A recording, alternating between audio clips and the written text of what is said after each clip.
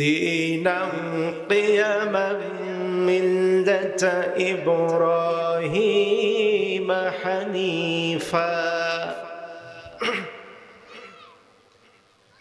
دينا قيما ملة إبراهيم حنيفا وما كان من المشركين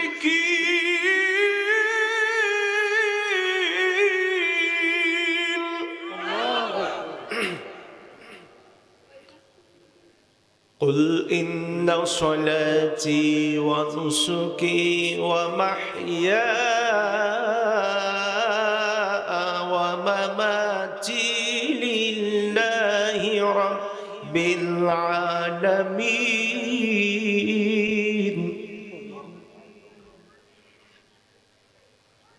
قل إن صلاتي ونسكي ومحياي ومماتي لله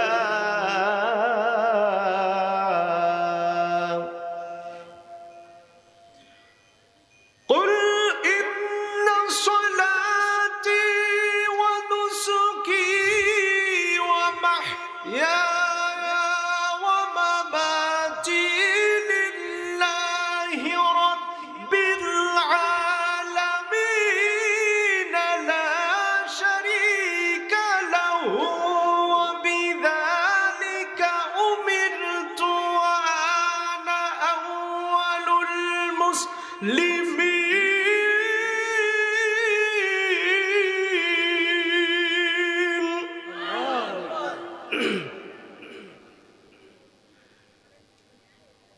وبذلك أمرت وأنا أول العظيم সম্মানিত হাজিরিন, আসুন আমরা সে মহান মানব দরদিনে তার প্রতি দরুদ পেশ করি যিনি তাম পৃথিবীতে কিয়ামত পর্যন্ত আগত অনাগত সকল মানুষের জন্য আল্লাহ রাব্বুল আলামিন যাকে সাইয়্যিদুল মুরসালিন ইমামুল আম্বিয়া খাতামুন নবিয়্যিন করে পাঠিয়েছিলেন, আমরা সেই নবী দো জাহানের প্রতি দরুদ পেশ করছি। আবারও সকলে পড়ছি সাল্লাল্লাহু আলাইহি ওয়াসাল্লাম।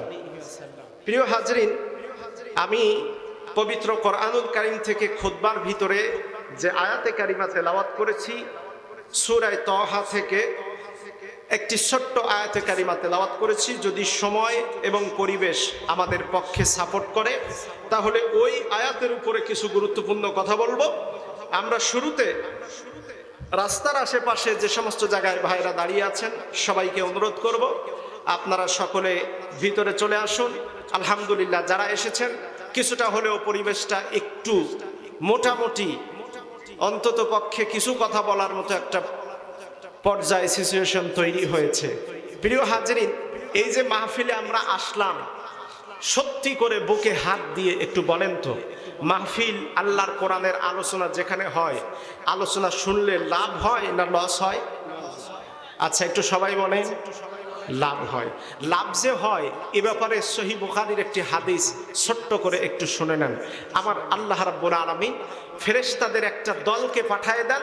ওই দলটা চতুর্দিকে দুনিয়াতে ঘুরে, তাদের কাজ হলো আল্লাহর কোরআনের আলোচনা যেখানে হয়, কোরআনের তাফসির, কোরআনের জিকির, কোরআনের আলোচনা, নসিহত এবং ভালো ভালো কথা যেখানে হয় সেই জায়গাগুলো দেখার সাথে সাথে সেখানে দাঁড়াইয়া তারা নিরাপত্তার দায়িত্বে আল্লাহর পক্ষ থেকে দাঁড়ায় যায়। ইল্লা হাফাতহুমুল মালাইকা, আল্লাহ রাব্বুল আলামিনের পক্ষ থেকে এই ফেরেশতারা এসে কোরআনের শ্রোতা মণ্ডলীর চতুর্দিকে দাঁড়াইয়া তারা নিরাপত্তার দায়িত্বে দাঁড়িয়ে যায়। জোরে বলেন, আরো একটু জোরে বলেন আলহামদুলিল্লাহ। এবার আল্লাহ রাব্বুল আলামিনের নবীজি বলছেন, দেখো আল্লাহ পাক আরেকটা হাদিসের ভিতরে আল্লাহ রাব্বুল আলামিনের বক্তব্য তুলে ধরছেন।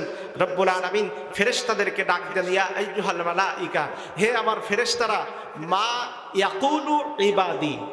খেয়াল করেন, আল্লাহ পাক প্রশ্ন করছেন ফেরেশতাদের কাছে, রে ফেরেশতারা, মা ইয়াকুলু ইবাদি, আমার এই বান্দাগুলো সিনেডাঙ্গা এলাকায় হাজার হাজার মানুষ ছিল, তার ভিতর থেকে মাত্র 50-60 জন পুরুষ মানুষ আর কিছু মহিলা, তারা একটা নির্দিষ্ট দূরত্ব বজায় রেখে বসে আছে। আল্লাহ পাক ডাক দিয়ে বলেন মা ইয়াকুলু ইবাদি, এর ভিতরে আমার এই যে পুরুষ বান্দাগুলো বসে আছে, এই বান্দাগুলো তারা কি করে, তাদের কাজটা কি? ফেরেশতারা বলেন রব্বুল আলামিন, আপনার এই বান্দাগুলো এই কোরআনের মাহফিলে বসে আছে, একজন ব্যক্তি কোরআন থেকে আলোচনা করে, আর আপনার এই বান্দাগুলো এই আলোচনার ভিতরে যখন আপনার কোনো দয়া অনুগ্রহের কথা শোনে, অনুগ্রহের কথা শোনার সাথে সাথে ওয়ায়ুসাব্বিহুনাক, ওরা আপনার পবিত্র নামের তাসবিহ পড়ে, ওয়ায়াহমাদুনাক, ও রব্বুল আলামিন, আপনার পবিত্র নামের তাসবিহ পড়ার পরে যখন বক্তার মুখ থেকে আপনার আবার কোনো বড় দয়া, আপনার কোনো অনুগ্রহ অনুকম্পার কথা শুনে, আপনার কোনো মহানুভবতার কথা শুনে, ওগো আল্লাহ, আপনার এই বান্দাগুলো ওয়াহমাদুনাক, তারা সবাই মিলে সুবহানাল্লাহ আলহামদুলিল্লাহ বলে আপনার পবিত্র নামের প্রশংসা করেন, হাম পড়ে। এরপরে বলে ওগো রব্বুল আলামিন, এরপরে এই বক্তাগুলো যখন এই কোরআনের আলোচনায় এই শ্রোতাগুলো যখন শুনতে থাকে, ইমানি জজবা পয়দার জন্য আপনার এই কোরআনের মুফাসসির, কোরআনের বক্তা অথবা আলোচক যারা থাকে, খতিব যারা থাকে, এরা যখন ইমান জাগা নিয়ে কোনো কথা তাদের সামনে তুলে ধরে, সাথে সাথে আপনার এই বান্দাগুলো চুপচাপ বসে থাকে না, ওয়ায়ুকাব্বিরুনাক, ওরা আপনার পবিত্র নামের স্লোগান দেয়, লিল্লাহে তাকবীর বলে, আল্লাহু আকবার বলে, আপনার পবিত্র নামের স্লোগান দিয়ে তারা এই অনুষ্ঠানটাকে প্রাণবন্ত করে তোলে।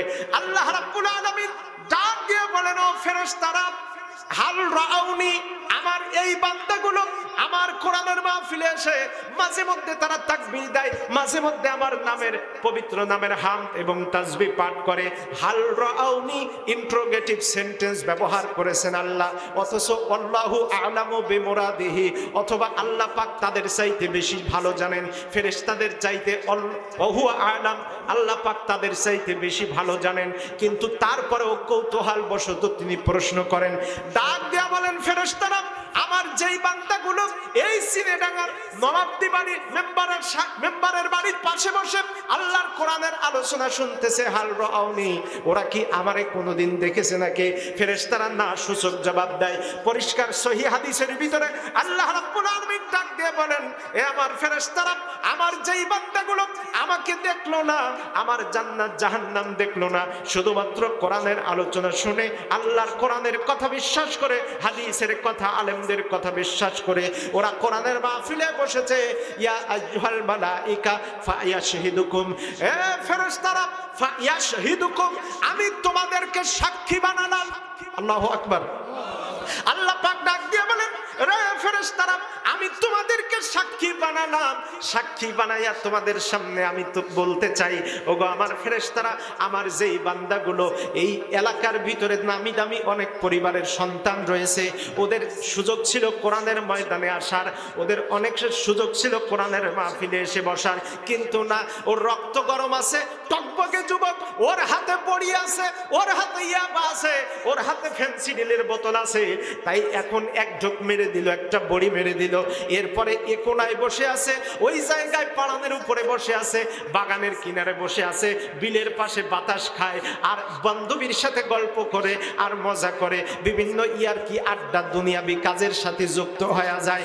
আল্লাহ ডাক দিয়ে বলে, এ ফেরেশতারা, আমার ওই বান্দাগুলি কপাল পোড়া, আর যেই বান্দাগুলো আল্লাহর কোরআন শোনার জন্য মাঠের ভিতরে বসে গেছে, ফায়াশহিদুকুম, ফেরেশতারা, তোমরা সাক্ষী থাকো রে, আমি তোমাকে সাক্ষী রেখে, তোমাদেরকে সাক্ষী রেখে বললাম, কদ গফারতু লাহুম, আমার যেই বান্দাগুলো আল্লাহর কোরআনের মাহফিলের ভিতরে এসে বসে গেছে, আমি আল্লাহ পাক আমার পক্ষ থেকে ঘোষণা দিলাম, কদ গফারতু লাহুম, আমার এই বান্দাগুলো এই মাঠের ভিতর থেকে বেরিয়ে বাড়ির দিকে রওনা হওয়ার আগে আমি আল্লাহ তাদের জীবনের সমস্ত গুনাহগুলো মাফ করে দিলাম। আর জোরে বলেন সুবহানাল্লাহ। কে বলছেন এই কথা? আল্লাহ পাক বলছেন, আমি আল্লাহ আমার সমস্ত বান্দার গুনাহ খাতাগুলি মাফ করে দিলাম। মাঝির পূর্বে যখন কদ শব্দটা বসে, আলেম ওলামা যখন আলেম ওলামা যারা আছেন মাদ্রাসার পড়ুয়া তারা ভালো করে জানেন, কদ শব্দটা বসার পরে পরের শব্দের অর্থটা রাইফেলের গুলির চাইতে দ্রুত করে দেয়। তার মানে হলো আল্লাহ পাক বোঝাতে চায় শুধু গফারতু লাহুম দিলে তো এটা হতো, আমার বান্দাগুলোরে আমি আস্তে আস্তে মাফ করে দেব। কিন্তু কদ শব্দটা দেওয়ার সাথে সাথে হিসাবটা এসেছে, কোনো সন্দেহ নাই, কোনো চিন্তা নাই। ওরা যখন ওই ক্ষেতের থেকে মাঠের থেকে উঠে মাঠের বাইরে যাওয়ার আগে আমি আল্লাহ তারে মাফ করে দিলাম। এইবার একজন ফেরেশতা দাঁড়িয়েছে, ও আল্লাহ আপনার এই বান্দাগুলোর ভিতরে সবাই তো মাহফিল শুনতে আসে নাই, কেউ আসছে হুজুরের বক্তব্যের ভুল ধরার জন্য, আছে না নাই? এরকম মাল আছে না? কেউ আসছে হুজুরের বক্তব্যের ভুল ধরার জন্য, কেউ আসছে হুজুর আবার রাজনীতি করে কিনা, কোন দলের বিপক্ষে বলে কিনা, কারো নাম ধরে কিছু বলে কিনা, এই জন্য সিপাই সাপাই দাঁড়াইয়া থাকে, ওদের কানটা এদিকে নজর না থাকলেও কানটা মাইকের দিকে থাকে। আবার কেউ আসছে মাইকলা হয়ে, কেউ আসছে বক্তা, পকেটে টাকা ভাড়া দেবে কি দেবে না এই কোটা লোক হয়েছে। এরপরে এলাকার লোকজন আগেই তো বলেছিল পরিচিত বক্তা, হুজুর টাকা পয়সা দিতে পারবো না, বক্তা বলেছে টাকা দেওয়া লাগবে না, কোরআনের জন্য বন্ধু বান্ধবের মাহফিলে হাজির হব। এখন এদের তো বিভিন্ন স্বার্থ আছে, চেয়ারম্যান সাহেব এসে মনে মনে কি চিন্তা করছে তাও তো বলা যায় না। এইবার আমার সম্মানিত হাজরিন, আল্লাহ পাক ডাক দিয়ে বলেন, ও ফেরেশতারা, এই মজলিস এমন একটা মজলিস, মজলিসটাকে মহব্বত করে এর ভিতরে কেউ যদি বসে যায়, ওর স্বার্থ যাই থাকুক না কেন, আমি আল্লাহ তারা খালি হাতে ফিরাই না। আরো জোরে বলেন সুবহানাল্লাহ। সুতরাং আল্লাহর কোরআনের মাহফিলে আসলে লাভ হবে, লস হবে না। যারা অতি চালাক তারা আসে নাই, কিন্তু যারা অন্তত একটু কম বুদ্ধি সম্পন্ন, আল্লাহকে একটু ভালোবাসে, আল্লাহর রসুলকে ভালোবাসে, ইসলামকে ভালোবাসে, হয়তোবা তারাই আসছে। বেশি বুদ্ধি যাদের, তারা মাহফিলে আসে নাই। একজন বলতেছে এই ছাগল কার? বলতেছে কেন ছাগল আমার? কই চিনিডাঙ্গা মসজিদের মধ্যে ঢুকেছে। ছাগলটাই ঢুকেছে, ছাগল না হলে আমার জীবনে মসজিদে ঢুকতে দেখেছিস? বিষয়টা দেখেছেন তো? বলতেছে ছাগল কার? আমার ছাগল। কি সর্বনাশ করেছে? অন্য কোনো সর্বনাশ না, মসজিদের বারান্দায় উঠেছে। তা মালিক বলতেছে যে ও ছাগলটাই উঠেছে, আমি জীবনে মসজিদের দিক ফিরেও তাকাইনি। যাক, রাগ করলেন? ওই যে কি যেন ডায়লগ ভাইরাল হয়েছে না, রাগ করলাম। তা আমাদের এই কথায় রাগ করা যাবে না ভাই, আপনারা রাগ করেছেন? প্রিয় হাজিরিন, আসুন আমি একবারে যদি আপনারা অনুমতি দেন তাহলে ওই তেলাওয়াতকৃত আয়াত থেকে একটা মজার রোমান্টিক আলোচনা তুলে ধরবো। আর যদি মনে করেন যে না হুজুর দোয়া করে দেন, আমার গতকালও রাত জাগা, তার আগের দিনও রাত জাগা, আগামীকালও আছে ওইদিকে বনগাদার ওই পাশের দিকে, সুতরাং গরমের ঠেলায় এমনিতে আমার জান যায় অবস্থা। আপনারা যদি বলেন হুজুর দোয়া করে দেন, আমি এক্ষুনি হাত তুলবো, ও বিসমিল্লাহ পড়ার টাইমও দেবো না। এখন বলেন আলোচনা কি 20 মিনিটের জন্য ধরবো? সত্যি? তাহলে একটু সুন্দর করে একটা স্লোগান দেন তো, লিল্লাহে তাকবীর, নারায়ে তাকবীর, বদরের হাতিয়ার, বদরের হাতিয়ার, গর্জে ওঠো, আরো জোরে বলেন, গর্জে ওঠো আরেকবার, নারায়ে তাকবীর। আমার ভাইরা আসুন, আমি যে আয়াতে কারিমা তেলাওয়াত করেছি, এই আয়াতে কারিমার সংক্ষিপ্ত আলোচনা করার আগে আপনাদেরকে আজকে একটা মজার কথা, যদিও শুনেছেন, তো এইভাবে ধারাবাহিকভাবে শুনলে আরো একটু ভালো লাগবে। আজ থেকে প্রায় 7000 বছর আগে মিশরের তৎকালীন সময়ে যিনি বাদশা ছিলেন নাম হলো ফেরাউন। দেখেছেন স্বপ্নটা, যাই হোক স্বপ্নটা দেখার পরে ওনার ওই দরবারের ভিতরে 300 জাদুকর ছিল। জোরে বলেন কয়শো জাদুকর? 300 জাদুকর। এদের ভিতরে কিছু আলেমও ছিল যারা ওই জাদুকরদের সাথে থাকতো, তাদেরকে ওদের ভাষায় নাজ্জুম বলা হতো, নাজ্জুম। আর এই নাজ্জুমদের বড় হুজুর যে ছিল তার নাম ছিল হলো দবিরা। এই দবিরা মার্কা হুজুর, নজ্জুম মার্কা হুজুর বর্তমান বাংলাদেশে বিভিন্ন জায়গায় আছে, দেবাটায়, সিনেডাঙ্গায়, সাতক্ষীরে, সব জায়গায় আছে। ওরা ইসলামপন্থীদের পক্ষে কথা বলে না, বরং ইসলাম বিরোধীরা যে কথা বলে তাদের সাথে তাল দেয় যারা, ফেরাউনের দরবারের নজ্জুম মার্কা হুজুর তারা। আরো জোরে বলেন ঠিক কিনা? সিনেডাঙ্গা আমার বাড়ি থেকে মেলা দূরে না, আমি খুব ভালো করে চিনি আলহামদুলিল্লাহ। প্রিয় হাজিরিন আমার, ফেরাউন গভীর রাত্রিতে স্বপ্ন দেখার পরে এবার 300 নজ্জুম তথা জাদুকরদেরকে একত্রিত করে ডাক দিল। ডাক দিয়ে ওদের যে ইমাম তার নাম হলো দবিরা। দবিরাকে ডাক দিয়ে বলতেছে, দবিরা তোমার সমস্ত সেনাবাহিনীকে এক জায়গায় করো, তার মানে তোমার যত জাদু করার গণক ঠাকুর আছে স্বপ্নের ব্যাখ্যা করে তাদেরকে এক জায়গায় করো। তাদেরকে এক জায়গায় করবার পরে এইবার ফেরাউন বলতেছে, শোনো আমি এমন একটা স্বপ্ন দেখলাম, বনি ইসরাইল কওমের ভিতর থেকে একটা তারকা উপরের দিকে উঠতেছে, চতুর্দিকে তার নামটা ছড়ায় যাচ্ছে, আলো ছড়ায় যাচ্ছে। আবার যে সমস্ত জায়গায় বনি ইসরাইলের লোকজন আছে তাদের কোনো ক্ষতি হয় না, কিন্তু আমার সরকারি দলের কীর্তি বংশের যে সমস্ত দোকানপাট ব্যবসা বাণিজ্য আছে সব পুড়ে ছারখার হয়ে যায়। এই স্বপ্নের কথা শোনার পরে নজ্জুমেরা এবং ওই গণক ঠাকুরদের প্রধান দবিরা এক জায়গায় বসলো, তারা গ্রহণপুঞ্জ ব্যাখ্যা করলো, এরপরে পাথর নিয়ে এরপরে তাদের স্বপ্ন বিশ্লেষণের যত উপায় ছিল সব এক জায়গায় করে ডাক দিয়ে কয়, এরা ফেরাউন, এই এলাকার এই দুনিয়ার সবচাইতে প্রভাবশালী বাদশা তুমি, কিন্তু তোমার একটা বিপদ সংকেত আছে। কয় কিসের বিপদ? কয় আজ থেকে কিছুদিন পরে এই এলাকায় বনি ইসরাইল কওমদের ভিতর থেকে একটা পুত্র সন্তান জন্মগ্রহণ করবে। ওই পুত্র সন্তানটা জন্মগ্রহণ করবার পরে এই এলাকা থেকে চতুর্দিকে তার নামটা ছড়িয়ে যাবে, মিশরের বাইরেও তার নামটা ছড়িয়ে যাবে, সারা পৃথিবীতে তার নামটা ছড়িয়ে যাবে। তার এত জনপ্রিয়তা হবে, তার এত ক্ষমতা হবে, যেই ক্ষমতার কাছে তোমার ক্ষমতার শেয়ার উল্টে যাবে। এরপরে তোমার জীবনটাও তার কারণে হারিয়ে যেতে পারে, তোমার ক্ষমতা শেষ হয়ে যেতে পারে। ফেরাউন ডাক দিয়ে বলে, সেই ছেলেটা এখন কত বড়? বলতেছে ছেলেটা এখন তার মায়ের পেটে এখনো জন্মগ্রহণ করে নাই, এখনো তার মায়ের পেটের ভিতরে আছে, দুনিয়ায় সেই ছেলেটা এখনো আসে নাই।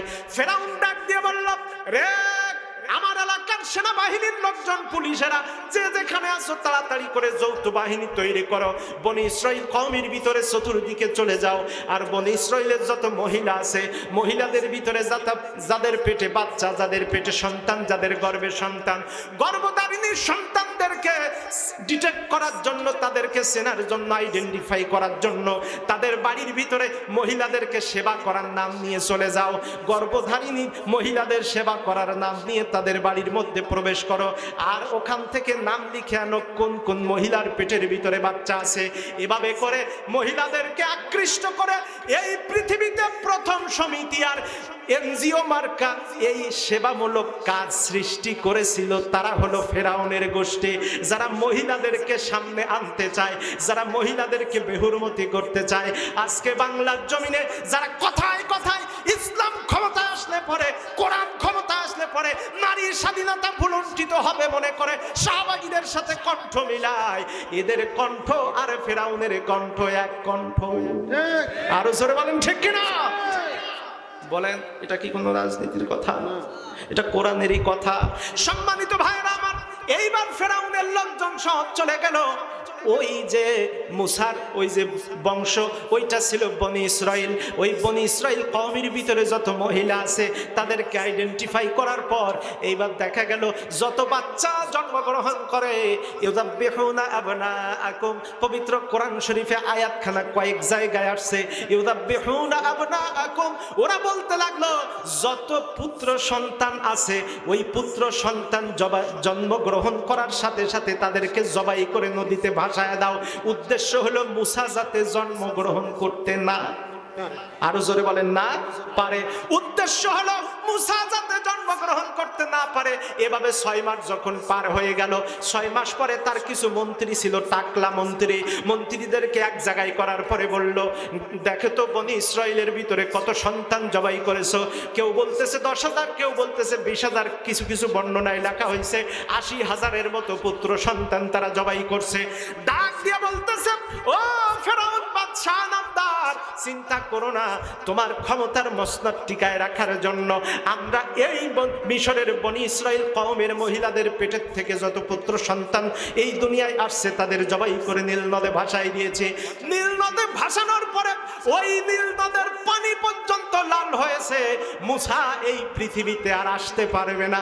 এই বলে তারা বগল বাজায়, আর ফেরাউন সমস্ত মিডিয়ার সামনে গিয়া বক্তব্য দেয়, ফেরাউনের গদি নাড়াইতে পারে এমন শক্তি বাংলার জমিনে, মিশরের জমিনে আর কেউ হতে পারে না। বলেন তো দেখি, সেই ফেরাউনের গদি টিকে ছিল না উল্টে গেছিল? আমার ভাইরা, মুসার জন্ম কি ঠেকাইতে পারছিল?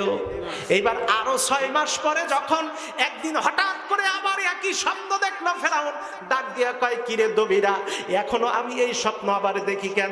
দবিরা তার গণক ঠাকুর জাদুকর এক জায়গায় করে নিয়ে গণনা করার পরে বলল, ও বাদশাহ ফেরাউন, তোমার জন্য 144 ধারা, যেই মূসাকে ঠেকানোর জন্য, যেই মূসার জন্ম ঠেকানোর জন্য এই বনি ইসরাইল কওমের ভিতরে 80,000 পুত্র সন্তান জবাই করে নদীর পানি লাল করেছো, সেই মূসা এই মুহূর্তে তার মায়ের কোলে 15 দিনের ছোট্ট বাচ্চা হিসেবে বসে আছে। আরো জোরে বলেন। আচ্ছা, এই কথা শোনার পরে ফেরাউনের মাথা গরম, তাড়াতাড়ি করে বাহিনী পাঠাই দিল, ডাবল বেতন বোনাস দিয়ে তাড়াতাড়ি করে দেখ কার বাড়িতে 15-20 দিনের বাচ্চা আছে। আমার ভাইয়েরা, এইবার ফেরাউন যখন যৌথ বাহিনী পাঠাচ্ছে, মুসা আলাইহিস সালামের একজন বোন ছিল নাম মারিয়াম, মারিয়াম গিয়ে বলতেছে, ওগো মা, চিন্তা বেড়ে গেল। কয় কেন? কয় আবার ফেরাউনের পক্ষ থেকে যৌথ বাহিনী আসতেছে, আমাদের 15 দিনের কলিজার টুকরা বাচ্চা, আমার ছোট্ট চাঁদের মতো সুন্দর ভাই মুসাকে বুঝিয়ে এই হারাই ফেলবো। ইত্যাবসারে দরজায় টক টক করে কড়া নাড়া দিল। কড়া নাড়া দেওয়ার সাথে সাথে মুসার মা জিজ্ঞেস করলেন, কে? ওরা বলল, আমরা ফেরাউনের যৌথ বাহিনী, এই বাড়িতে আমরা সার্চ করব। মুসার মা তখন রুটি তৈরি করতেছিল, ডান পাশে তাকায় দেখলেন সেখানে একটা চুলা, উপরে একটা কড়াই, বাম পাশে দেখলেন তার মেয়েটা বাচ্চাকে নিয়ে বসে আছে। কি করবে? তাড়াতাড়ি চিন্তা হিসাব না করতে পেরে মুসা আলাইহিস সালামের মা, যদিও এটা ছিল তার মায়ের কাছে আল্লাহর করা ইলহাম, ছোট্ট বাচ্চাটাকে নিয়ে চতুর্দিকে কোনো জায়গা না পেয়ে শেষ পর্যন্ত গনগনে রুটি সেকা কয়লার চুলা, যার আগুন সবচাইতে শক্তিশালী আগুন হয়, সেই চুলার ভিতরে ওই কড়াই উঁচু করে ওই চুলার ভিতরে 15 দিনের বাচ্চাকে, নিজের মা সন্তানটাকে চুলার ভিতরে নামিয়ে দিল। আমার ভাইয়েরা, এইবার এই বাড়ির ভিতরে যখন যৌথ বাহিনী প্রবেশ করলো, বাড়ির ভিতরে চতুর্দিকে সার্চ করার পরে ওরা যখন চলে গেল, চলে যাওয়ার পর মুসার মায়ের চোখের ভিতরে পানি, ডাক দিয়ে কয়, মারিয়াম, আমার কলিজার মুসা, যার দিকে তাকালে আমার নজরটা ঠান্ডা হয়ে যেত, দিলটা ঠান্ডা হতো রে, আমার সেই বাচ্চাটা আগুনের ভিতরে ফেলাই দিয়েছি, হয়তো বাচ্চাটা পুড়ে অঙ্গার হয়ে গেছে। ফেরাউনের যৌথ বাহিনীর হাতে দিলে তারা জবাই করে পানির ভিতরে ফেলে দিত, তার অস্তিত্বটুকু পর্যন্ত পেতাম না। ও মরিয়াম, ওই চুলার ভিতর থেকে আমার মুসাকে একটু আমার হাতে দাও, ওই পুড়ে যাওয়া, ছাই হয়ে যাওয়া সন্তানটাকে বুকের সাথে জড়াইয়া কষ্টটা নিবারণ করব। রে সিনেডাঙ্গা এলাকার ভাইরা, হযরত মুসা আলাইহিস সালামের বোন এবার যখন তিনি চুলার উপর থেকে কড়াইটা সরালেন, কড়াইটা সরানোর পরে ওর ভিতরে চুলার মধ্যে দৃশ্য দেখে তিনি যেটা বললেন, আগেই আপনারা বলেন আল্লাহু আকবার, আরো জোরে বলেন আল্লাহু আকবার। ডাক দিয়ে বলতেছেন, মা, এই আগুনের ভিতরে তোমার সন্তানটা পুড়ে কয়লার মতো লাল হয়ে যাওয়ার কথা, কিন্তু চুলার মধ্যে আমি যা দেখতেছি আমার চোখ মনে হয় ভুল দেখে গো মা, একটু তাকায়া দেখো তোমার সন্তান ওই চুলার মধ্যে কি করে। সম্মানিত ভাইরা, মুসা আলাইহিস সালামের মা এবার হাড়িটা সরাইয়া, কড়াইটা সরাইয়া চুলার ভিতরে নজর দিয়ে দেখলেন ফুলের বাগানের ভিতরে ছোট ছোট খেলনার ভিতরে ছোট ছোট খেলনা গাড়িগুলো পেলে, অথবা ফুলের বাগান পেলে বাচ্চারা যেমন নিজে নিজে আনন্দ করে আর বুকের সাথে জড়িয়ে ধরে মুখের ভিতরে দেয়, এভাবে করে যেভাবে খেলা করে হযরত মুসা আলাইহিস সালাম 15 দিনের বাচ্চা যে ঠিক মতো বসতেও পারে না, ওই আগুনের বাগানের ভিতরে এমন ভাবে খেলা করতেছে। আরো জোরে বলেন সুবহানাল্লাহ।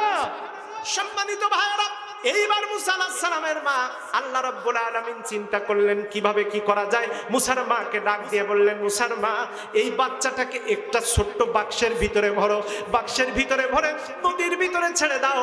ওই বাচ্চাটা ভাসতে ভাসতে আমার শত্রুও যে, মুসার শত্রুও যে ওই ফেরাউনের বাড়িতে, আমি আল্লাহ আমার মুসাকে পাঠাইয়া দেব। জোরে বলেন সুবহানাল্লাহ, আরো জোরে বলেন সুবহানাল্লাহ, লিল্লাহি তাকবীর।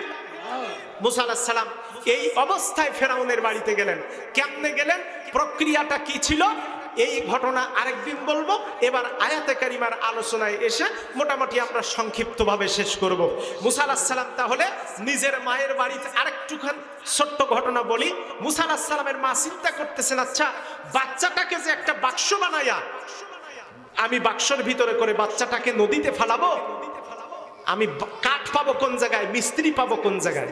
আচ্ছা, একটা বাক্স, ছোট্ট করে একটা বাক্স বানাইতে গেলে তাহলে একে বলতেছেন, ও বোনেরা আসো, এবার পানি নিয়ে চলে যাও। দুইটা মেয়ের বড় মেয়েটার নাম ছিল সফুরা। সফুরা ডাক দিয়ে কয়, মুসা পানি নেব কেমন করে? ওরা যাওয়ার আগে এই ঢাকনাটা আবার টেনে দিয়েছে। এখন আমরা দুইজন আর তুমি একজন, তিনজনে মিলে এই ঢাকনা সরানো সম্ভব হবে না। মুসা আলাইহিস সালাম বললেন, তোমরা চিন্তা করো না, আমি দেখতেছি। এইবার আল্লাহর নাম নিয়ে ওই ঢাকনাটা বাম হাত দিয়ে মুসা আলাইহিস সালাম টান মেরেছেন। দেখা গেল ঢাকনাটা উপর থেকে আরেক পাশে ভেঙে টুকরা টুকরা হয়ে গেছে। সুবহানাল্লাহ। তো আসতে বলবেন আর জোরে বলেন।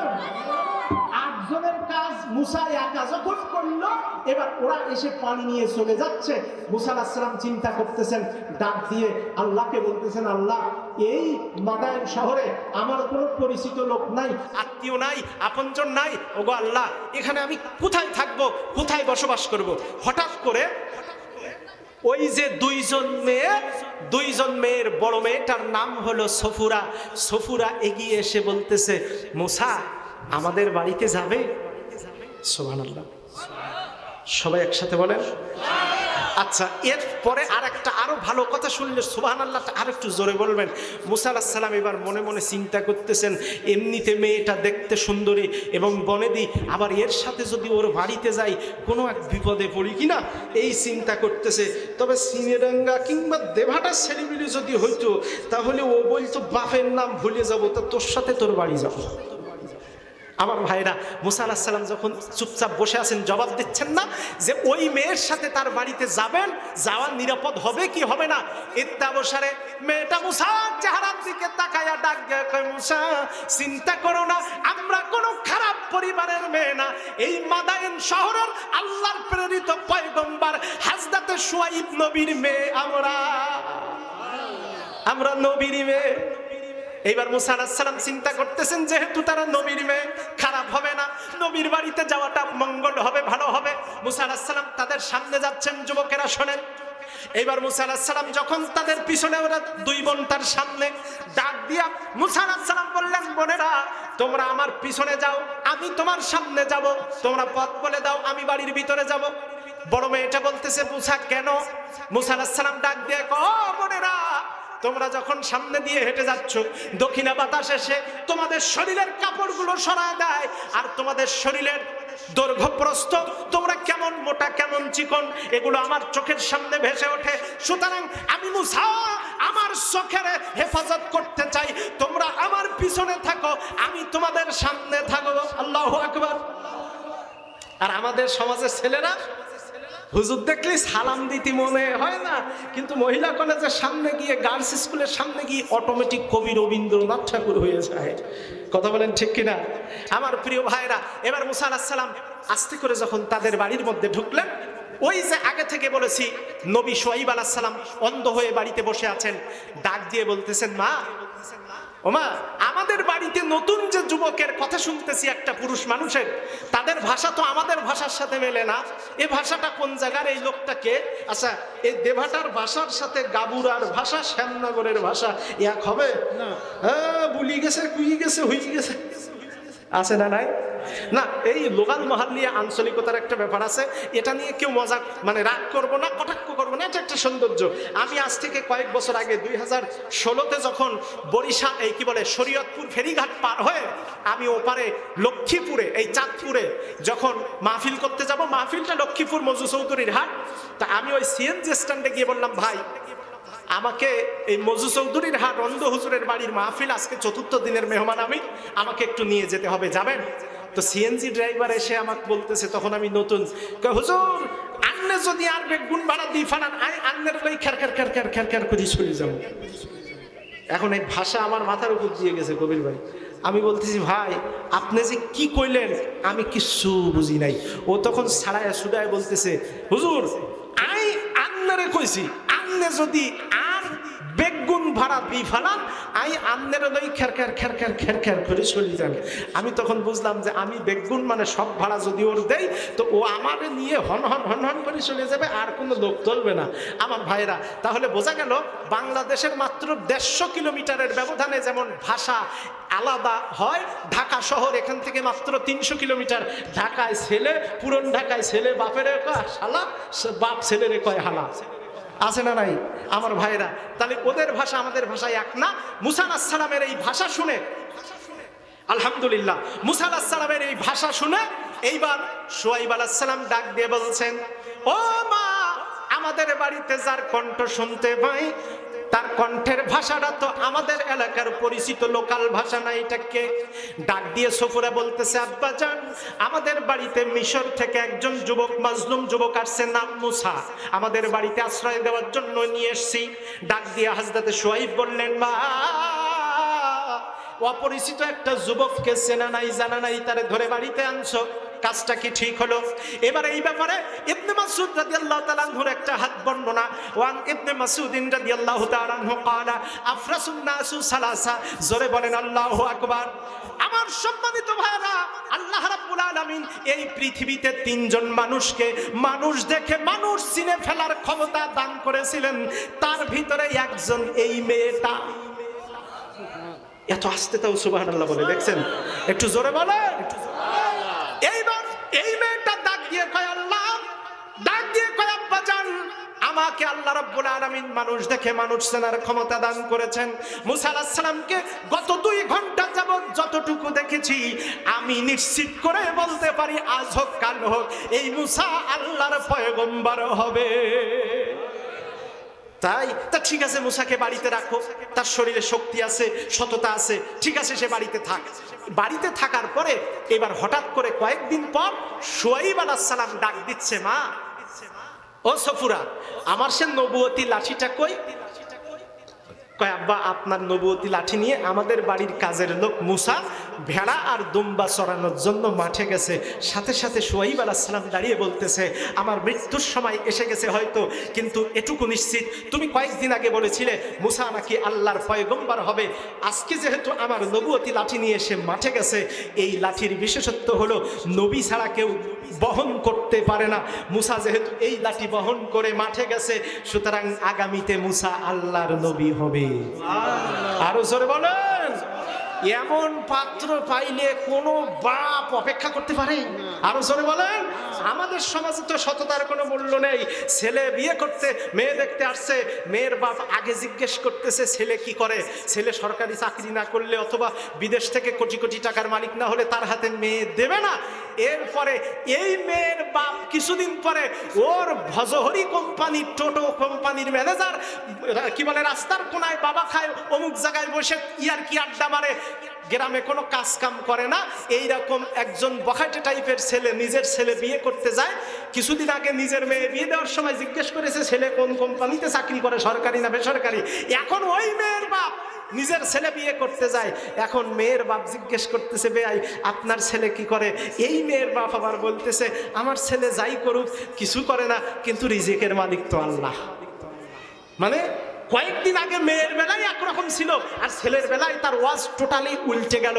এই দেশের জনগণ এত চালাক, এই দেশের জনগণের কাছে মসজিদের ইমাম সাহেব বসা, মুরব্বীরা বসা, মসজিদের বেতনের জন্য এক বাড়ি ঢুকলে পরে 4 ভাই আর বাপ পুত মিলে 5টা ঘর মিলে একটা বাড়ি দেখে 30 টাকা বেতন দেয় 7 মাস বাকি। এরপরে এই বাড়িতে যখন চেয়ারম্যানের ভিজিবি কার্ড আর ঈদের সময় চালের কার্ড দিতে যায়, এক বাড়িতে 7টা পরিবার বেরোয়, বেতন দেওয়ার সময় একটা। জনগণ বিরাট চালাক। কথা বলেন ঠিক কিনা?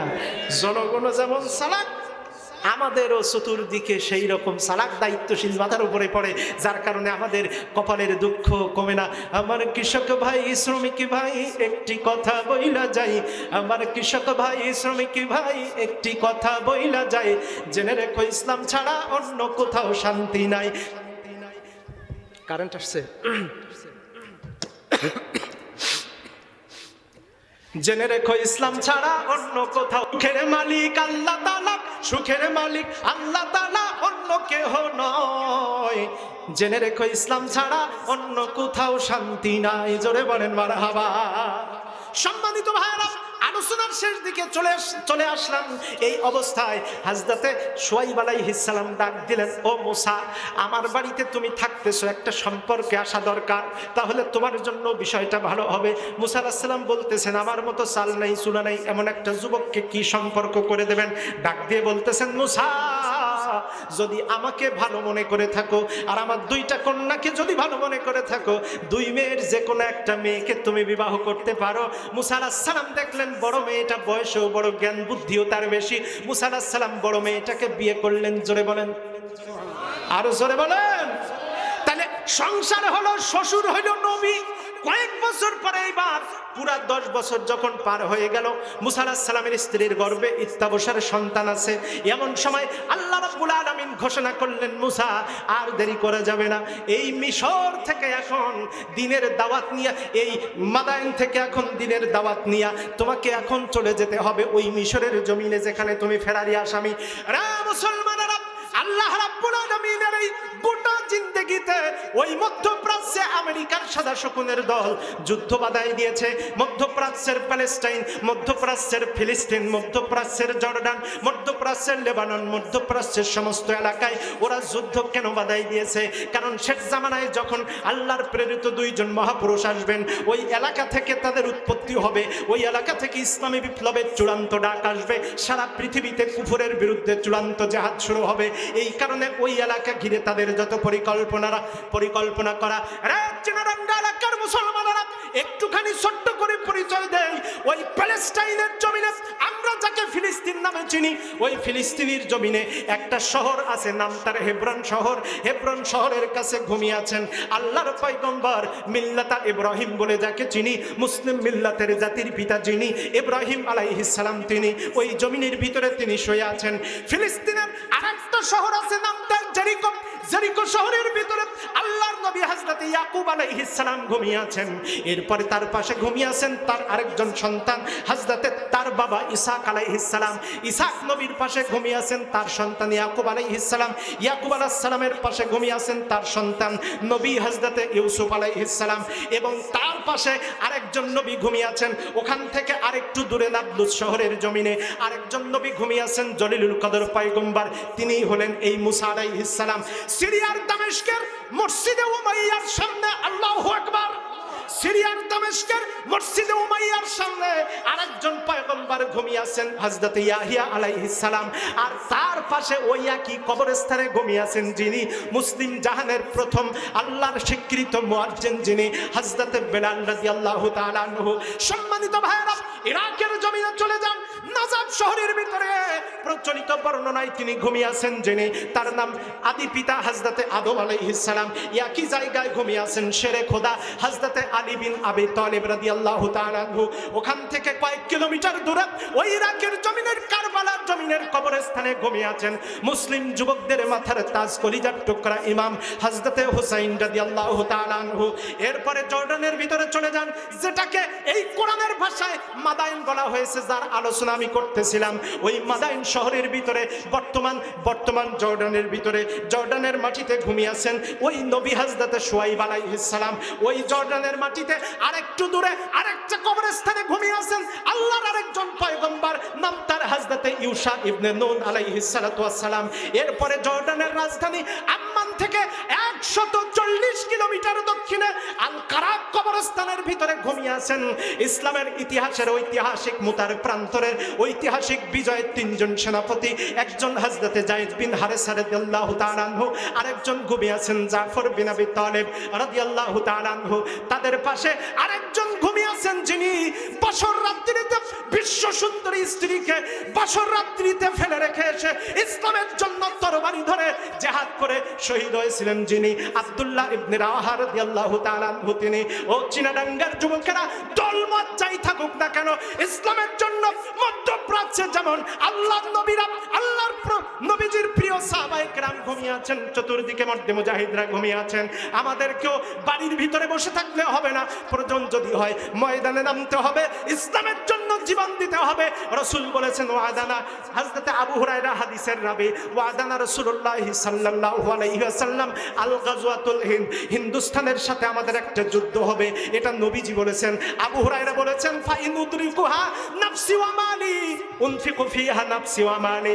আবু হুরায়রা বলছেন আমার মতো সাহাবী যদি হিন্দুস্তানের স্বৈরাচারের বিরুদ্ধে বিপ্লব করার ওই জেহাদে অংশগ্রহণ করার সুযোগ হয়, আমি আবু হুরায়রা আমার জীবনটা দিয়ে দেব, নাফসি ওয়া মালি, আমার জীবনের পাশাপাশি আমার যত টাকা পয়সা আছে সব আমি তার বিরুদ্ধে দিয়ে দেব, ইসলামের পক্ষে দিয়ে দেব। মুসলমান, এই ইসলামী আন্দোলনের জন্য টাকা দেওয়া আর যাকাত দিয়ে সংগঠন পরিচালনা করা, এই মিথ্যা তোহমত দিয়ে আমাদের ভিতরে ইফতিরাক তৈরি করা যাবে না। হিন্দুস্তানের সেই গাজওয়াতুল হিন্দ আমাদের কাছে এগিয়ে আসতেছে। আল্লাহর নবী মুসা আলাইহিস সালাম যেমন দিন প্রতিষ্ঠার জন্য ইসলামের জন্য দেশ ছেড়েছিলেন, আবার দেশে ফিরে এসেছেন, মুজাহিদের মতো গর্জন করেছেন, মর্দে মুজাহিদের মতো হযরত আলী যেমন জীবন দিয়েছেন, বদরের প্রান্তরে 313 জন সাহাবী জীবন 313 জন সাহাবী যুদ্ধ করেছেন, 14 জন শহীদ হয়েছেন। ওহদের ময়দানে, হুনাইনের প্রান্তরে আল্লাহর নবীর সাহাবীরা জীবন দিয়েছেন। ও চিনারাঙ্গার যুবক ভাইয়েরা, মুরব্বীরা যারা এখানে উপস্থিত আছেন, আগামীতে যদি প্রয়োজন হয় ওই গাজওয়াতুল হিন্দের সাথী হওয়ার জন্য নিজের স্ত্রীকে বিধবা করে, সন্তানকে ইয়াতীম করে, যদি প্রয়োজন হয় ইসলামের জন্য, দেশ বাঁচানোর জন্য জিহাদের প্রয়োজন হয়, কারা কারা রাজি আছেন জীবন দেওয়ার জন্য? দুহাত তুলে আমার আল্লাহকে দেখায় দেন। নারায়ে তাকবীর, আল কোরআনের আলো, সংসদে জালো, নারায়ে তাকবীর। আমার ভাইরা রাগ করেছেন? কর্তৃপক্ষের দেওয়া টাইম অনুযায়ী প্রায় শেষের দিকে আসছি। এবার মুসা আলাইহিস সালাম গভীর রাত্রে তার স্বামীকে কি বলে, শ্বশুরকে ডাক দিলেন। আব্বা, আমার বাড়ি থেকে আপনার এই বাড়িটা দূরত্ব প্রায় 550 কিলোমিটার। আল্লাহ পাক আমাকে ইশারা করেছেন এখনই আমার এলাকায় ফিরতে হবে, আপনি আমার সফরের প্রস্তুতি গ্রহণ করুন, আমাকে তৈরি করে দেন, আমার বিবিকে, স্ত্রীকেও তৈরি করে দেন। স্ত্রীকে সাথে করে নিয়ে যখন মুসা আলাইহিস সালাম বেরিয়ে আসবেন, হযরতে মুসা আলাইহিস সালামের শ্বশুর এই হযরতে শুআইব আলাইহিস সালাম কয়েকটা দুম্বা, কয়েকটা ঘোড়া, কয়েকটা ভেড়া সাথে করে দিলেন এবং সেই ঐতিহাসিক লাঠিটা তার হাতে দিলেন। এই লাঠিটা মানে সেই লাঠি না, শ্বশুর যেহেতু জামাইকে লাঠি দিচ্ছে, তার মানে এই লাঠি বউ ঠেঙানো লাঠি না, এই লাঠি ফেরাউন ঠেঙানো লাঠি।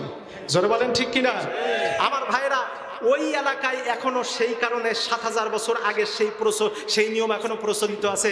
শ্বশুররা বিয়ের পরে নতুন জামাইকে লাঠি উপহার দেয়। তবে এই কাজ অন্তত বাংলা জমিনে করা যাবে না, কারণ আমাদের মেজাজ যেই পরিমাণ খারাপ হয়, তাতে শ্বশুরের দেওয়া লাঠি যদি হাতে পায়, তাহলে বউ একটু 19-তে 20 করলে ওরা খুঁজে পাওয়া যাবে না ওই লাঠির আঘাতে। কথা বলেন ঠিক কিনা আমার ভাইরা?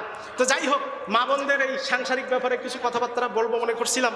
তো যেহেতু শুরু থেকে পরিবেশটা একটু অন্যরকম ছিল, এখন আলহামদুলিল্লাহ যা হয়েছে ভালো হয়েছে, তারপরও চেষ্টা করব আরেকদিন। প্রিয় হাজারিন, এখন এই লাঠির একটা ছোট্ট গুণাবলী আছে। হাসিয়ায়ে জালালাইনের ভিতরে লাঠির গুণাবলী লেখা হয়েছে 7টা। 1 নম্বর লাঠির গুণাবলী হলো, হযরতে মুসা আলাইহিস সালাম যখন ফাঁকা জমিন দিয়া সফর করার জন্য একলা একলা হেঁটে যেতেন, মুসা আলাইহিস সালাম যখন একাকিত্ব অনুভব করতেন, এই লাঠি জবান দিয়া মুসা আলাইহিস সালামের মতো সাথে বন্ধুর মতো গল্প করত। একটু জোরে বলেন সুবহানাল্লাহ। লাঠির 2 নম্বর গুণাবলী ছিল, হযরত মুসা আলাইহিস সালাম যখন মাঠের ভিতরে বসে থাকতেন, যখন সূর্যটা ঘুরতো, ওই লাঠিটা জমিনের উপরে পুঁতে রাখতেন। সূর্যটা যেদিকে যেদিকে ঘুরতো, লাঠি ঠিক সেই দিকে ঘুরে মুসা আলাইহিস সালামের মাথার ছায়ার কাজ করত। 3 নম্বর লাঠির গুণাবলী ছিল, মুসা আলাইহিস সালাম যখন কুয়া থেকে পানি উঠানোর চেষ্টা করতেন, কুয়াটা যত গভীর থাকতো, লাঠিটা তত লম্বা হয়ে বালতির কাজ করে কুয়ার গভীর থেকে পানি উঠায়া মুসা আলাইহিস সালামের নাগালে পৌঁছায়া দিত। লাঠির 4 নম্বর গুণাবলী হলো, হযরত মুসা আলাইহিস সালাম ছাগল গরু দুম্বার জন্য যখন পাতা পাড়ার জন্য গাছের দিকে লাঠিটা উঁচু করে ধরতেন, গাছ যত লম্বা হতো, লাঠিটাও তত লম্বা হইয়া গাছের ডাল আর পাতা ভেঙ্গে হযরত মুসা আলাইহিস সালামের পশুদের খাওয়ার ব্যবস্থা করে দিত। এভাবে করে লাঠির অনেকগুলো গুণ ছিল, তার ভিতরে অন্যতম গুণ ছিল সাগরের ভিতরে আঘাত মারলে পরবর্তীতে রাস্তা বেরোতো, আবার নমরুদের ফেরাউনের সামনে ফেলে দিলে সাপ হয়ে যেত। অনেকগুলো গুণাবলী পরবর্তীতে বলবো। এই লাঠি নিয়ে আর তার স্ত্রী এবং সফরের সমস্ত সামান সঙ্গী নিয়ে গভীর রাত্রিতে তাফসিরে কুরতুবী লিখতেছে, আমার ভাইয়েরা, প্রচন্ড জঙ্গলের ভিতরে, ঘন জঙ্গলের ভিতরে আল্লাহ কয় মুসা যেই রাস্তা দিয়ে তুমি আসছিলে ওই রাস্তায় যাওয়া যাবে না, গুপ্ত রাস্তায় যেতে হবে, গোপন রাস্তায় যেতে হবে, কারণ এখন স্বৈরাচার আছে, এই স্বৈরাচারের লোকজন যদি তোমার চিনে ফেলে তাহলে তোমারে ডিটেক্ট করে ফেলবে, আইডেন্টিফাই করে তোমাকে অ্যাটাক দিয়ে ফেলবে, সুতরাং এখন তোমাকে বাঁচতে হবে। পরবর্তীতে ওরা যাই গালাগালি করুক অসুবিধা নাই, তুমি এই লোহিত সাগরের কিনার দিয়ে চলে যাও। মুসা আলাইহিস সালাম গভীর রাত্রে আসতেছেন, হঠাৎ করে স্ত্রী বলতেছে স্বামী আমার গর্ভে সন্তান, যন্ত্রণা উঠেছে, মাঝে মধ্যে যন্ত্রণা করে মাঝে মধ্যে ভালো হয়ে যায়, প্রচন্ড ঠান্ডার ভিতরে আমাকে একটু আগুনের ব্যবস্থা করে দাও। সুবহানাল্লাহ। মুসা আলাইহিস সালাম এবার পাহাড়ের ভিতরে যত চকমকে পাথর আছে পাথরগুলো ঘষা দিলেন, আগুন বের হয় না। মানে পাহাড়ের ভিতরে চকমকে পাথরে আঘাতে আর দুইটা পাথর আঘাত করলে আগুন বের হতো, কিন্তু এত ঠান্ডা, তাফসীরে কুরতুবী বলছে কুয়াশার পানি পড়ার কারণে পাথর এত ঠান্ডা হয়ে গেছে আগুনও জ্বলে না। এরপরে মুসা আলাইহিস সালাম হতাশ হয়ে যখন উঠে দাঁড়িয়েছেন, হঠাৎ করে দেখেন ইয রাআ নারান ফাকালা লিআহলিহি ইমকুসু ইন্নী আনাস্তু নারান লাআল্লি, জোরে বলেন আল্লাহু আকবার। মুসা আলাইহিস সালাম আগুন পান না, উঠে দাঁড়াইছেন। এই পিছনে খিচুড়িওয়ালা ভাইরা একটু ধৈর্য ধরেন, আমরা একটু আলোচনাটা শেষ করি, আপনারা একটু ফিঙ্গার ল্যাঙ্গুয়েজে এরপরে চোখের ইশারায় কথা বলেন, আমাদের মোটামুটি শেষের পর্যায়ে। প্রিয় হাজিরিন আমার, হযরত মুসা আলাইহিস সালাম তাকায় দেখলেন দূরে একটা পাহাড়ের পাদদেশে একটা গাছের উপর থেকে গোড়া পর্যন্ত এক পাশে সবুজ রঙের আর এক পাশের হলুদ রঙের আলো জ্বলতেছে। আরো জোরে বলেন সুবহানাল্লাহ। কিন্তু অবাক করা ব্যাপার, তাফসীরে মারিফুল কোরআন মুফতি শফি লিখতেছেন ওই আগুনের কারণে গাছের একটা পাতাও পুড়ে না, গাছের একটা কাণ্ড ডালও পড়ে না। এই অলৌকিক ক্ষমতার মালিক, জোরে বলেন কে? আল্লাহ পাক এই ক্ষমতার মালিক। মুসা আলাইহিস সালাম এবার ওই আগুন দেখে তিনি তার বিবিকে বললেন, সূরা তাহা আমার তেলাওয়াতকৃত এই আয়াত, এই সূরা প্রথম দিকে 9 নম্বর আয়াতে 10 নম্বর আয়াতে আল্লাহ পাক বলছেন, হযরত মুসা আলাইহিস সালাম তার বিবিকে বলছেন, ও বিবি ইন্নী আনাস্তু নারা, আমি আগুন দেখেছি, সুতরাং ইমকুসু, তোমরা এই গাছের তলায় বসো, আমি ওখান থেকে হয় আগুন আনবো অথবা আমরা তো রাস্তা চিনতে পারতেছি না, আগুনের মাধ্যমে আমরা একটু রাস্তা চিনে নেব। আয়াতগুলো শর্ট করে বলে ফেলতেছি। মুসা আলাইহিস সালামের স্ত্রী সন্তান সম্ভবা, প্রচন্ড ঠান্ডা, স্ত্রীকে গাছের তলায় বসিয়ে মুসা আলাইহিস সালাম এবার আগুন আনতে যেই গাছের দিকে এগোচ্ছেন, তাফসীরে মারিফুল কোরআনে লিখতেছে মুসা আলাইহিস সালাম 2 পা আগায়, গাছ 2 পা পিছায়। জোরে বলেন, জোরে বলেন। আচ্ছা, এই দৃশ্য যদি গভীর রাত্রে দেবাটা থেকে বাড়ি আসার পথে ওই কোনায় বট গাছের ওই পুকুরের ধারে যদি ওই রকম একটা অবস্থা হয়, গাছে আগুন জ্বলতেছে, এখন আপনি আগাচ্ছেন, গাছ পিছাচ্ছে, আপনি দাঁড়াচ্ছেন, গাছও দাঁড়াচ্ছে, বলেন তো আপনার শরীর ঠান্ডা হবে না গরম হবে? মাথা ঠিক থাকবে? আমার ভাইরা, মুসা আলাইহিস সালাম মনে মনে ভয় পাচ্ছেন, আল্লাহ এটা আবার কোন সিস্টেম। হঠাৎ করে এইবার মুসা আলাইহিস সালাম আবার দাঁড়িয়ে গেছেন, গাছটা আবার দাঁড়িয়ে গেল। গাছটা দাঁড়ানোর সাথে সাথে হযরত মুসা আলাইহিস সালাম এবার জোর কদমে গাছের কিনারে যখন চলে গেলেন, হঠাৎ করে গাছের ভিতর থেকে অদৃশ্য একটা আওয়াজ চলে আসলো, ফালাম্মা আতাহা নুদিয়া ইয়া মুসা। এইবার গাছের ভিতর থেকে আওয়াজ আসলো ইথারিত হয়ে, চমৎকার কণ্ঠে, গম্ভীর কণ্ঠে, হে মুসা। আচ্ছা, মনে করেন আমার দোস্ত মফিজ খুব সাহসী লোক, ওই যে বসে রয়েছে, তাই না? মফিজ না? এখন মফিজ রাত্রিতে দেভাটা, মফিজুল ইসলাম দেভাটা থেকে চিনেডাঙ্গায় আসতে গিয়ে ওই দেভাটার কোনায় হঠাৎ করে গাছের মধ্যে আগুন দেখলো। এইবার ওই গাছের ভিতরে আগুন দেখার পরে চুপচাপ দাঁড়ায় আছে, আল্লাহ সামনে যাব না পিছনে যাব, লুঙ্গি থাক না ওই অবস্থায় দড়ি মারবো, এই চিন্তা করতে করতে হঠাৎ করে যদি বাগান থেকে ওই রাত 1টার সময় কেউ ডাক দেয়, এই মফিজুল, বলেন আমার দোস্তর কাপড়ের জায়গায় থাকবে তো? থাকবে। আচ্ছা, মুসা আলাইহিস সালামকে হঠাৎ ডাক দিলেন, ইয়া মুসা, হে মুসা। মুসা আলাইহিস সালাম তখন বললেন, সর্বনাশ, আমাকে চিনলো কেমন করে? আমি যখন গেছি তখন তো আমার দাড়ি মোছ ওঠে নাই, কে চিনলো, কিভাবে ডাক দিল? হঠাৎ করে আল্লাহ পাক ডাক দিলেন, ও মুসা, ইন্নী আনা রাব্বুকা ফাখলা'না আলাইক। আল্লাহু আকবার। ইন্নী আনা রাব্বুক, ও মুসা আমি তোমার রব, ফাখলা'না আলাইক, জুতা খোলো আর আমার দিকে এগিয়ে আসো। তাহলে আল্লাহ ডাক দিচ্ছেন, মুসা আলাইহিস সালাম এগিয়ে গেলেন। ওদিকে স্ত্রী কোন জায়গায়? জোরে বলেন, আরো জোরে বলেন। সুস্থ না অসুস্থ? আমরা এখন কিন্তু মোনাজাতে যাব। আমার কমিটির ভাইরা একটু জিকির লা ইলাহা তৈরি করে, যেই যন্ত্রটা শরীরের ভিতরে বন মেরো, এই যন্ত্রটা বর্তমান বাজারে আমেরিকা থেকে একটা সুস্থ যন্ত্র কিনে আপনার শরীরে বসাতে হলে 50 লক্ষ টাকা লাগবে, যা আল্লাহ আপনার আমার শরীরে ফিরিয়ে দিয়েছেন। আরো জোরে বলেন।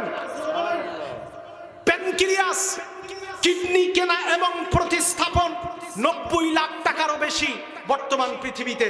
আমার সম্মানিত হাজরিন, ফুসফুস লাংস, যেটা আপনার এই শ্বাস প্রশ্বাসকে পাঞ্চিং করে, এই ফুসফুস যত ভালো সে তত দম নিতে পারে।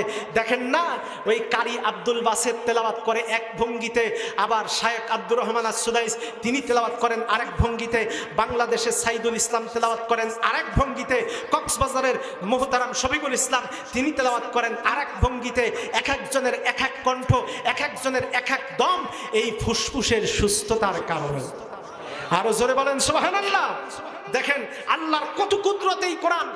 একটা গান মমতাজ যেভাবে গান গাইছে, ওইভাবে সুর যদি না মেলে, যত ভালো কণ্ঠই হোক, তার সুরে গান না গাইলে মানুষ আপনার স্টেজে জুতা ঢিল মারবে। অথচ কোরআন এক একজনের এক এক রকম।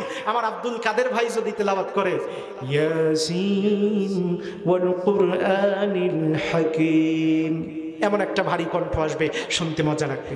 আবার যদি ওই মক্কা মদিনার ইমাম সাহেব কারি আব্দুর রহমান আস-সুদাইস তেলাওয়াত করেন ইয়াসিন ওয়াল কুরআনিল হাকীম ইন্নাকা লামিনাল মুরসালিন আলা সিরাতিম মুস্তাকিম, আল্লাহু আকবার।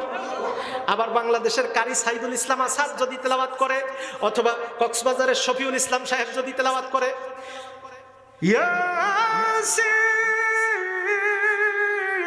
ওয়াল কুরআনিল হাকীম ইন্নাকা লামিনাল মুরসালিন আলা সিরাতিম মুস্তাকিম,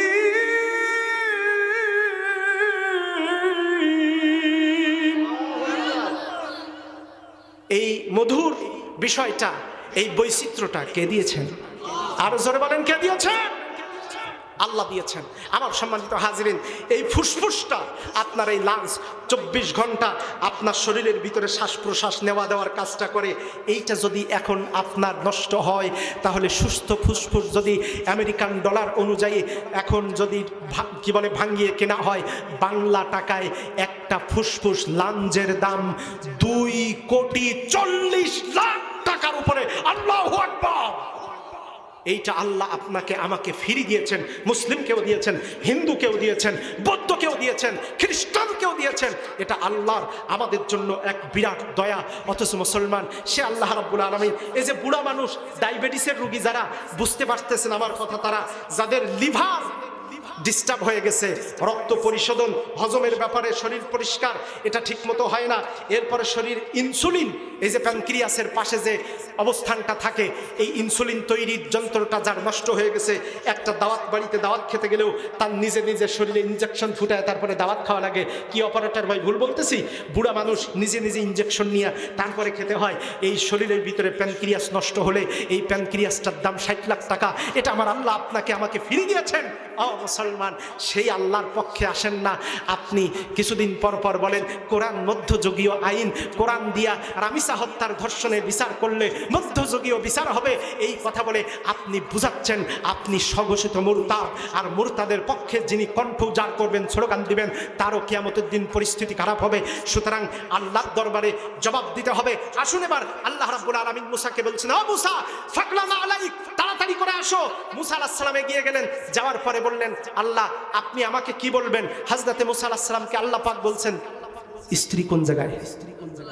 হ্যাঁ, তার মানে বোঝা গেল কিছুটা হলো কবির ভাই, জনগণ মোটামুটি শুনতেছে, স্ত্রী গাছতলায়। সুস্থ না অসুস্থ? অসুস্থ।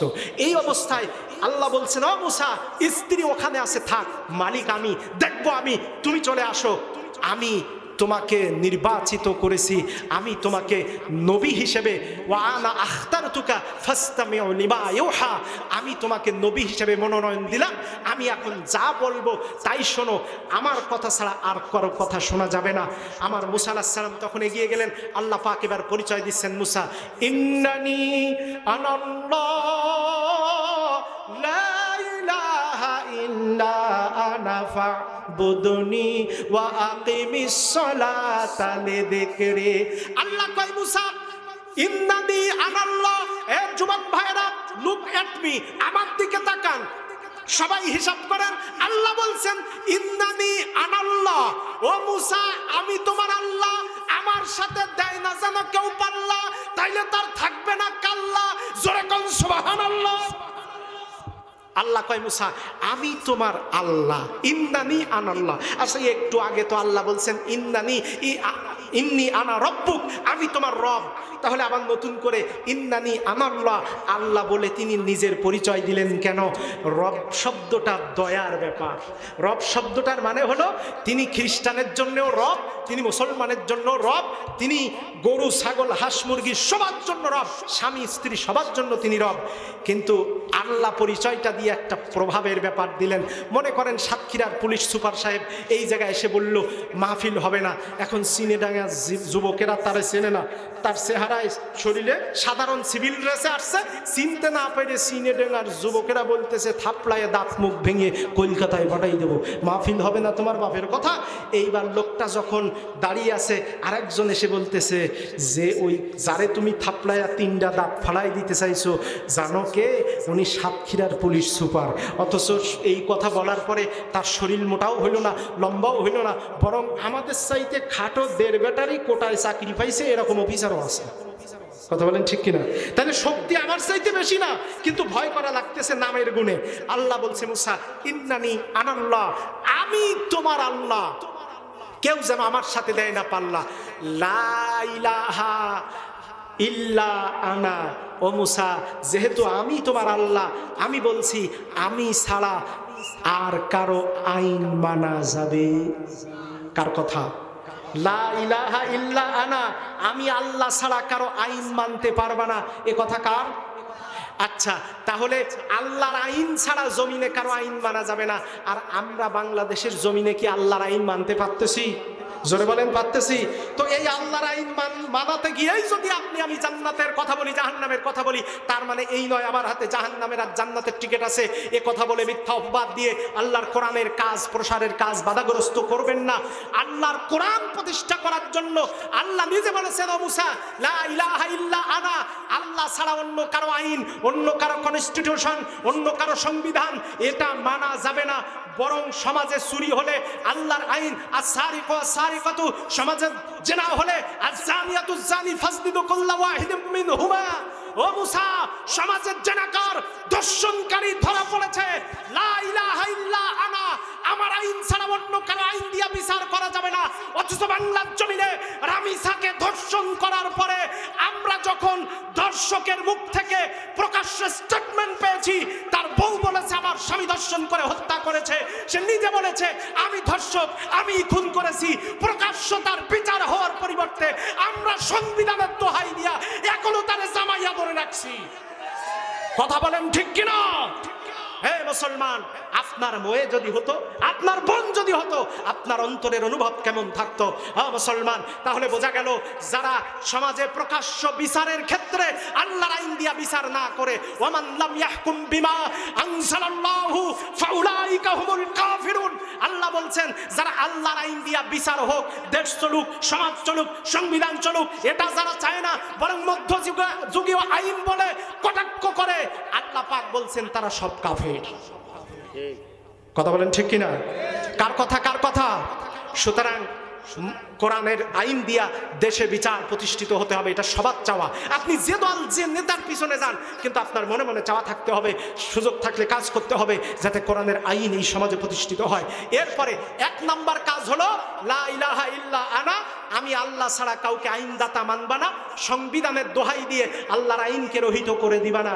আমার সম্মানিত ভাইরা, 2 নম্বর কথা, ফাবুদুনি, আমি আল্লাহর ইবাদত করো, নামাজ রোজা করো। আচ্ছা, তার মানে বোঝা গেল আল্লাহর আইনের জন্য আন্দোলন করা এক ইবাদত, আর একটা ইবাদত হলো নামাজ রোজা করা। তার মানে দুইটার ভিতরে পার্থক্য আছে।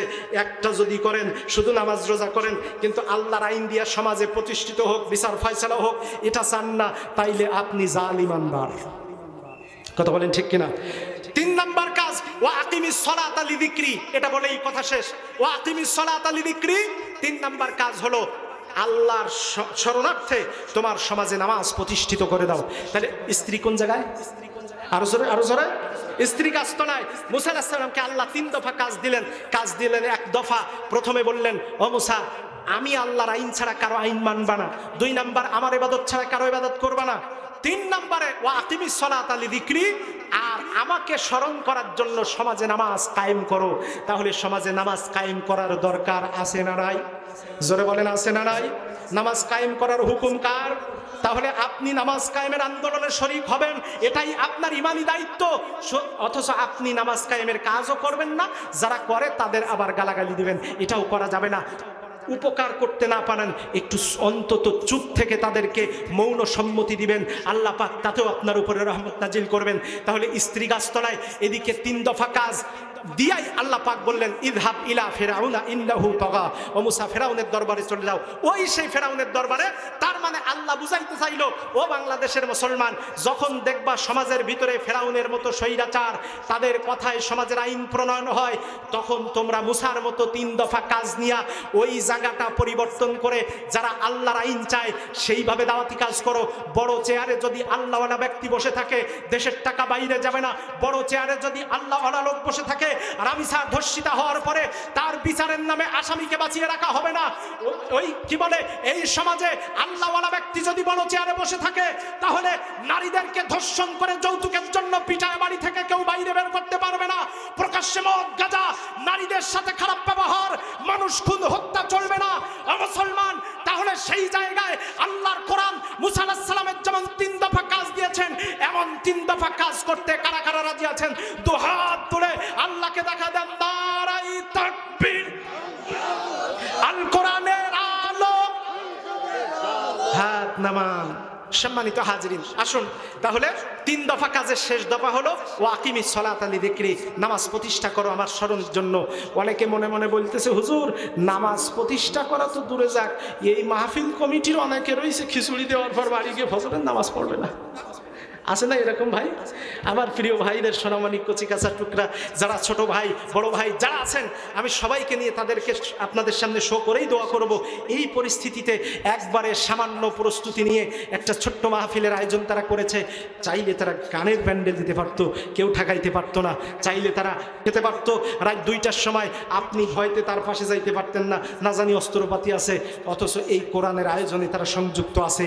এজন্য তাদেরকে বাহবা শুকরিয়া দিবেন কি দিবেন না? তাদের জন্য দোয়া করবেন কি করবেন না? আসুন আমরা সেই দোয়ার দিকে যাওয়ার আগে ওই যে আজানের ব্যাপারটা, আজকে গলা তো বুঝতে পারছেন বসে গেছে, তারপরও 2 কণ্ঠে আজান দেব ইনশাল্লাহ আজকে। একটা হলো আপনার এই যে ইন্দোনেশিয়া এবং চীন, এদের যে আজানটা, এই আজানটা আপনারা রিলসে ফেসবুকে টুকে শোনেন অনেক সময়। আর মদিনা থেকে যে আজানটা ভেসে আসে, টেলিভিশনে ছোটবেলায় শুনতাম, ওই আজানটা দিয়ে আজকের মতো শেষ করবো ইনশাআল্লাহ। এর চাইতে বেশি দাবি করবেন না প্লিজ ভাই। আসুন, এই ইন্দোনেশিয়া, চীন, এদের সবার কণ্ঠ প্রায় সেম, এদের আজানের কোয়ালিটিও সেম। হালকা রিভাব দিবেন। আল্লাহু আকবার, আল্লাহু আকবার, আল্লাহু আকবার, আল্লাহু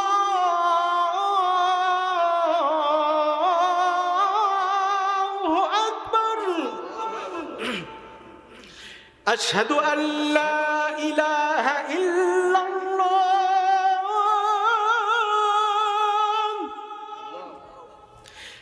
আশহাদু আল্লা ইলাহা ইল্লাল্লাহ,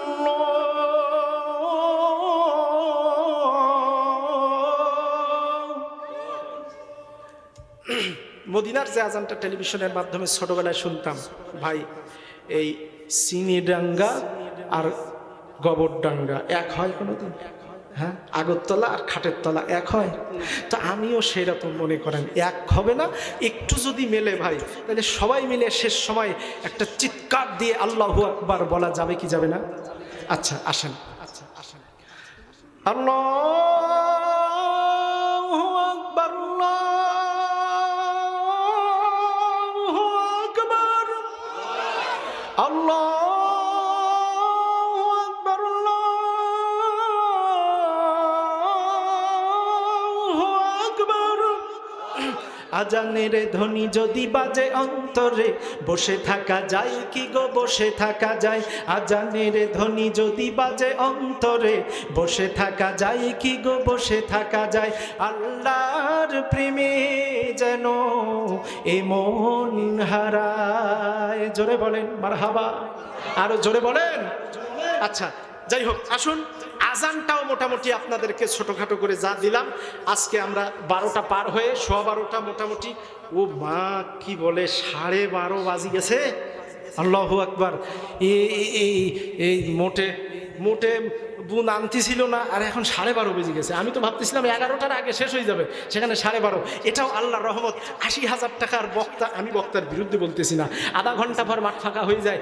এরপরে আপনারা যে এই মোটামুটি 12-12:30 পর্যন্ত আসেন, আসলে খিচুড়ি না থাকলেও কি থাকতেন না? আরো জোরে বলেন। আমি এটুকু আল্লাহ পাকের শুকরিয়া আদায় করতে পারি, খিচুড়ির তো মাহফিল আজকে, কালকে তো খিচুড়ি নাই, যদিও কালকে আমি দ্বিতীয় বক্তা। আলহামদুলিল্লাহ খিচুড়ি ছাড়াই যত জায়গায় সারা দেশে আমার স্টেজ, আলহামদুলিল্লাহ আপনাদের দোয়ায় মায়ের যায় নাই কখনো। আমার স্টেজ আমি যতক্ষণ চেষ্টা করেছি, আমার স্টেজ ঠিক থেকেছে, প্যান্ডেল ঠিক থেকেছে। আমি আপনাদের দোয়ায় এই মফিজুল ইসলামের সাথে আব্দুল কাদের ভাইদের সামনে আমি মানুষ হয়েছি একসাথে সকিবুর মাদ্রাসায়। ওই অঙ্ক পারতাম কম বলিয়ে, মানে পারতাম কম তা না, ব্রেন তো আল্লাহ কম দেয়নি, কিন্তু অঙ্ক নিয়ে টেনশন করছি, আসলে ভালো লাগতো না।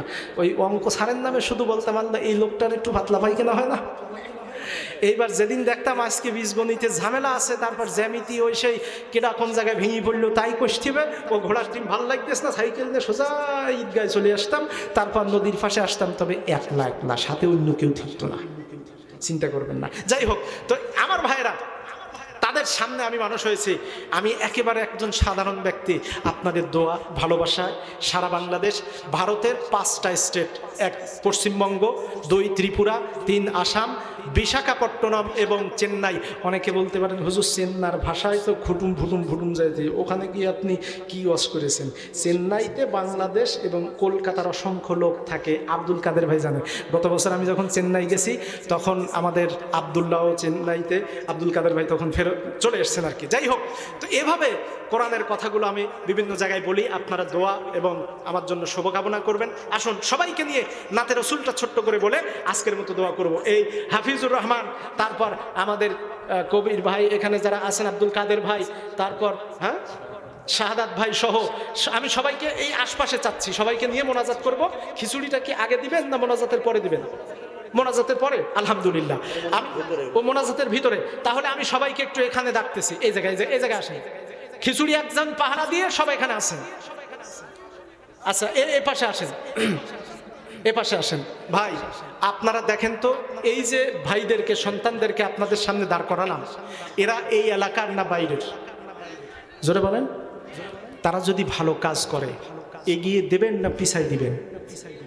আমার কাছে কিন্তু রিপোর্ট আছে, এই দেবহাটার থানার কিছু দূর থেকে একদম সুশীলগাতি পার হয়ে কোমরপুর পর্যন্ত নদীর কয়টা স্পটে অবৈধ মাদক ব্যবসা হয়। আমরা কিন্তু সবার সাথে মিশি চলি, তাদের কথায় কিছুটা বুঝতে পারি। হুজুর বলে মনে করবেন না যে কিছু জানে না। তো এই মাদকের থাবা থেকেও যদি বেঁচে থাকতে হয়, কোরআন ছাড়া এই যুবকদের ফিরানোর কোনো উপায় আছে? তাহলে এরা যদি একটা ভালো কাজ করে, তাহলে ভালো কাজে 1 হাত না 2 হাত আগায় দিবেন।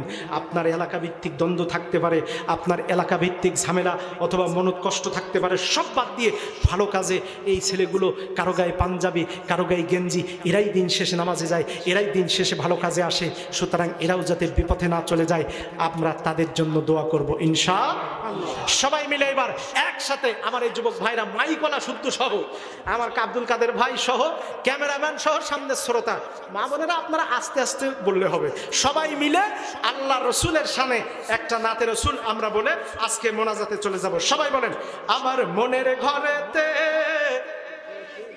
আমার মনের ঘরেতে রেখেছি যারে, দো জাহানের বাদশা নবী, দো জাহানের বাদশা নবী, আমার মনের ঘরেতে রেখেছি যারে, দো জাহানের বাদশা নবী কামলিওয়ালা রে, দো জাহানের বাদশা নবী কামলিওয়ালা রে, আমার দয়াল নবী রে, আমার মায়ার নবী রে, আমার দয়াল নবী রে, আমার মায়ার নবী রে, দো জাহানের বাদশা নবী। মোরা যদি ডানাওয়ালা পাখি হইতাম, ওই মদিনা দেখার লাগি উড়ে যাইতাম। মোরা যদি ডানাওয়ালা পাখি হইতাম, ওই মদিনা দেখার লাগি উড়ে যাইতাম। হৃদয় জুড়ে দেখতাম আমি, হৃদয় জুড়ে দেখতাম আমি নয়ন ভরে, দো জাহানের বাদশা নবী, আমার মনের ঘরেতে রেখেছি যারে, দো জাহানের বাদশা নবী কামলিওয়ালা রে, দো জাহানের বাদশা নবী কামলিওয়ালা রে। আদি পিতা আদম যখন মুসিবতে পড়ে, আমার নবীর উসিলাতে আল্লাহ কবুল করে। জোরে বলেন মারহাবা। শাফায়াতের বিচারেতে, শাফায়াতের বিচারেতে পাশে থেকে রে, দো জাহানের বাদশা নবী কামলিওয়ালা রে, দো জাহানের বাদশা নবী, দো জাহানের বাদশা নবী কামলিওয়ালা রে। প্রিয় হাজিরিন, আসুন আমাদের অন্যান্য প্রস্তুতি আমাদের ভাইরা করবে। আমরা সকলে এই এলাকার কবরবাসী, যেহেতু হাবিবুল্লাহ ভাই আব্দুল কাদের ভাই নিছক কবরবাসীদের জন্য আধ্যাত্মিক আলোচনা করেছেন, এজন্য আমি আপনাদেরকে নিয়ে কিছু বাস্তব কথা বললাম। এখন আমরা সবার জন্য, যারা আসছে তাদের জন্য, যারা আসে নাই তাদের জন্য, যারা টাকা দিয়েছে, যারা দেয় নাই, যারা পক্ষে যারা বিপক্ষে, কোনোটা বাদ দেব না, সবার জন্য দোয়া করব ইনশাআল্লাহ।